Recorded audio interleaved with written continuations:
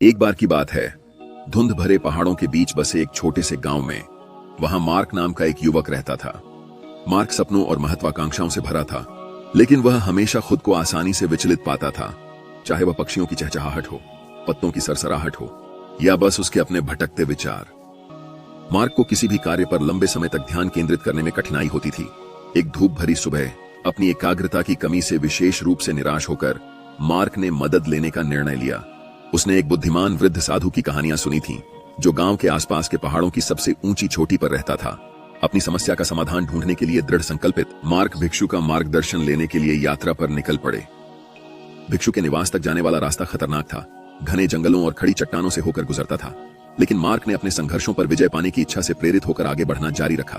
कई दिनों तक चलने के बाद वह आखिरकार उस ऊंची चोटी के नीचे पहुंच गया जहां भिक्षु रहता था। हर कदम के साथ मार्क को लगा कि उसका दिल प्रत्याशा से तेजी से धड़क रहा है। मार्क को लगा कि उसका दिल उत्सुकता से तेजी से धड़क रहा है।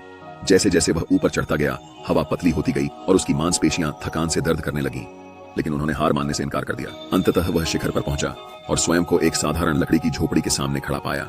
वृद्ध भिक्षु ने गर्मजोशी से मुस्कुराते हुए उनका स्वागत किया। उनकी आंखें ज्ञान से चमक रही थीं।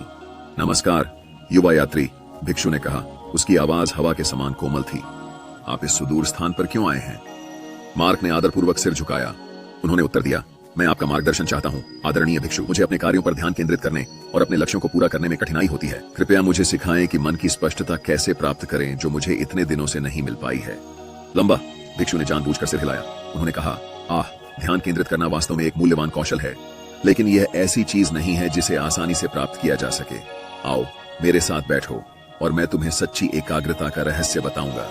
मार्क उत्सुकता से झोपड़ी के पास भिक्षु के पास गया। उसकी आंखें उत्सुकता से चमक रही थीं। भिक्षु ने दरवाजा बंद कर दिया। उसने अपनी आंखें बंद की और गहरी सांस ली, मानो वह प्राचीन ज्ञान का सहारा ले रहा हो। वास्तव में ध्यान केंद्रित करने के लिए मन को शांत करना सीखना होगा। भिक्षु ने बोलना शुरू किया। उसकी आवाज नरम किंतु आदेशात्मक थी। दैनिक जीवन की आपाधापी में हमारे विचार अनियंत्रित बच्चों की तरह होते हैं, जो लगातार ध्यान आकर्षित करने की कोशिश करते रहते हैं। लेकिन जैसे एक कुशल चरवाहा अपने झुंड का मार्गदर्शन करता है, उसी प्रकार हमें भी अपने विचारों को नियंत्रित करना सीखना चाहिए। मार्क ने भिक्षु की हर बात ध्यानपूर्वक सुनी। ऐसा लगा जैसे उसके मन से पर्दा उठ गया हो। एक ऐसा रास्ता सामने आया जिसके बारे में उसने पहले कभी नहीं सोचा था। भिक्षु ने आगे कहा, बिना किसी निर्णय के अपने विचारों का अवलोकन करना शुरू करें।